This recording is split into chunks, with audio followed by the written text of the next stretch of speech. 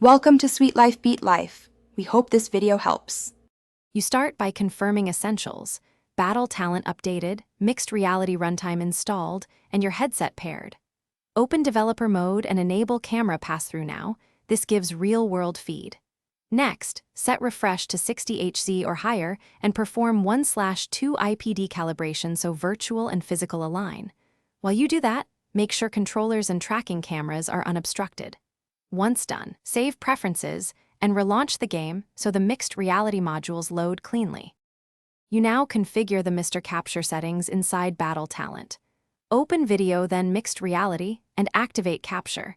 Pick a chroma key color that doesn't appear in-game. Set Camera Field of View and Composite Alpha so virtual objects match perspective. Place a test object in scene and tweak height, distance, and rotation of the physical camera until alignment looks natural. Make incremental changes, then run a short capture to confirm parallax and scale. This reduces later reprojection errors and keeps immersion intact. You finish by recording a short mixed reality clip and inspecting lighting, shadows, and occlusion between real and virtual objects. If performance dips, enable the HUD and lower render scale or effects until frame drops stay under 10%. For persistent misalignment, recalibrate IPD and rerun camera FOV adjustments, because small FOV errors cause scale offset. One troubleshooting tip: if the composite shows ghosting, toggle pass-through off and on, then restart capture.